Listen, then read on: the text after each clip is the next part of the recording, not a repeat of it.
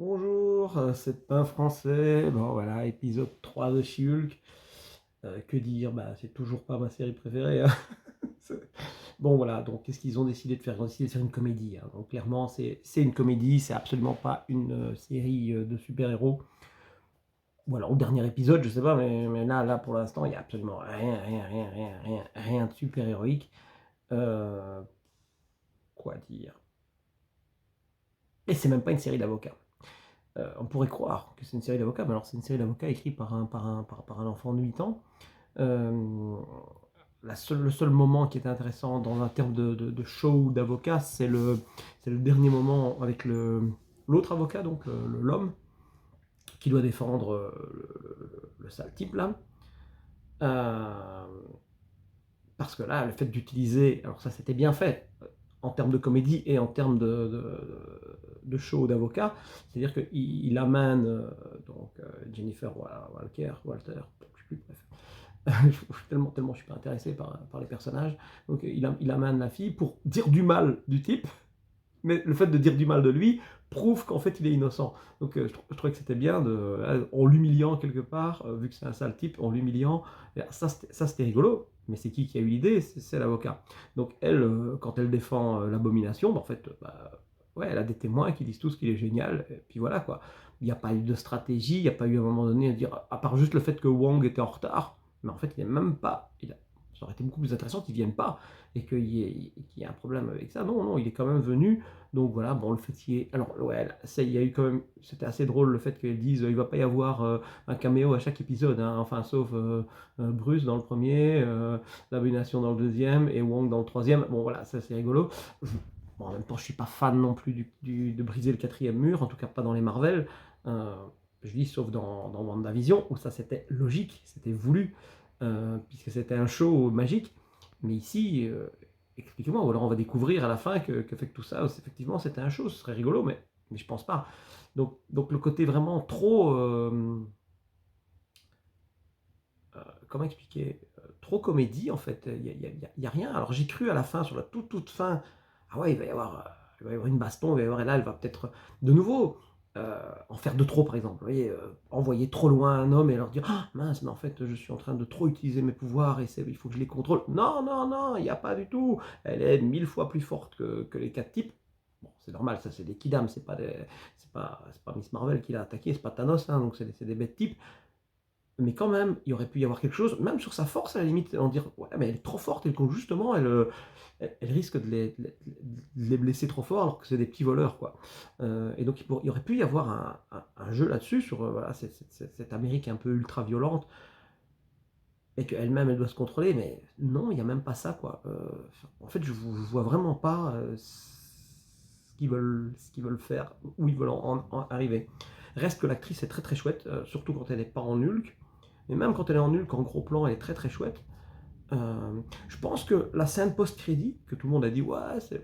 Voilà, je pense qu'elle résume vraiment bien la série. C'est-à-dire que, ben voilà, ils s'en foutent, quoi. Ils s'en foutent. Euh, c'est triste alors oui, j'ai assez bien aimé, bon, mais même le traitement des, ouais, je dis n'importe quoi, je parle de, parce que j'arrive pas à focaliser le truc, tellement c'est, arrive à parler pour rien dire en fait, pour parler de rien. C'est très très compliqué.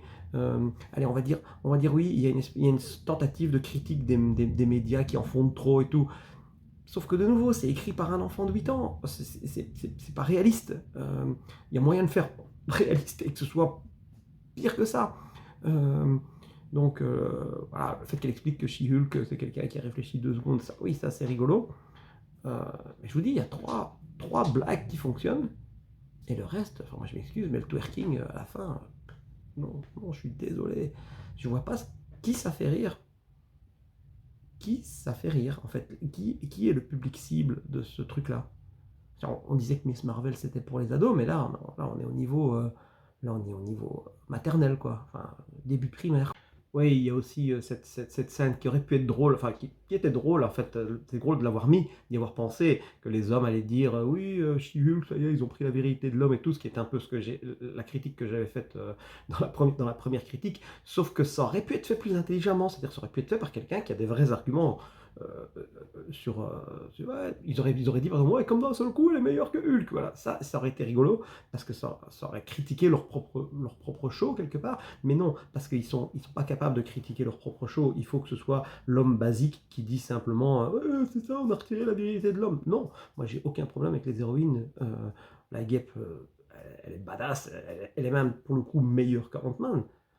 Mais c'est normal puisqu'elle a plus d'expérience, sa mère était une héroïne, elle est plus smart on va dire, donc le fait que la guêpe dans Ant-Man et la guêpe, le 2, elle soit meilleure qu'Ant-Man, ça n'a posé aucun problème. C'était logique dans l'histoire. Je sais pas quoi, il y a Black Widow évidemment, même la sœur de Black Widow, elle est extraordinaire.